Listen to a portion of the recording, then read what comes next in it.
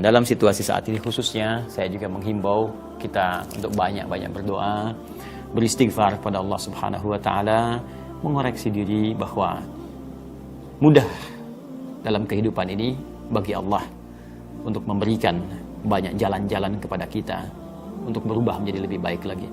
Anda yang setiap hari mungkin berpikir menumpuk kekayaan, ternyata dengan satu virus kecil ini yang bahkan tak nampak dalam kasat mata kita, sehari bisa kehilangan miliaran, bahkan triliunan, bahkan macam-macam. Artinya, memang satu masa semua itu akan kita tinggalkan.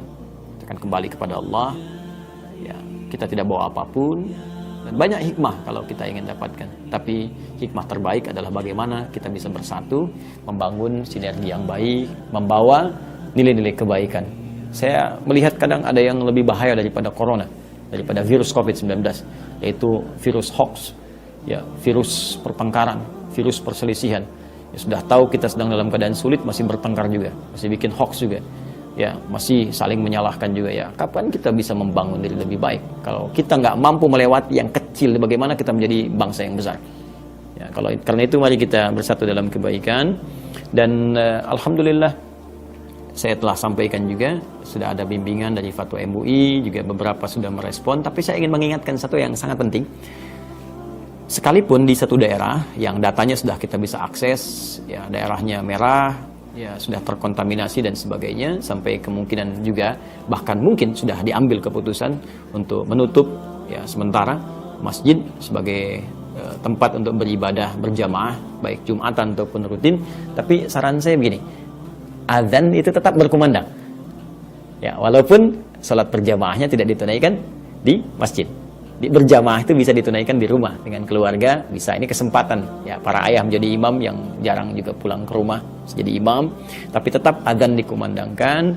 Dan boleh nanti salah satu lafadznya yaitu ditambahkan dengan kalimat, ya, as-salatu fi rihalik, ya, jadi adzan tetap berkumandang karena adzan itu syiar.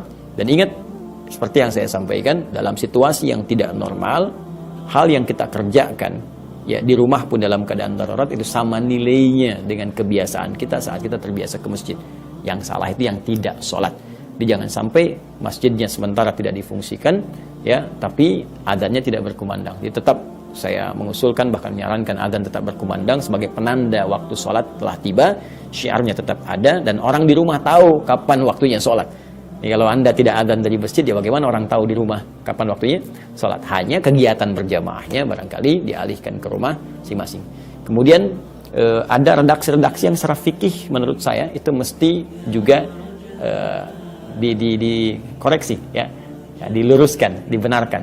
Nah, seperti misalnya kita menunda sholat Jumat, ya, sholat nggak bisa ditunda. Ya, tapi kalau dialihkan ke dalam bentuk sholat yang lain bisa. Ya, kita sementara tutup masjid, kita tunda dulu sholat Jumat minggu depan. Nah, ini bukan menunda, karena sholat itu sifatnya bukan ditunda.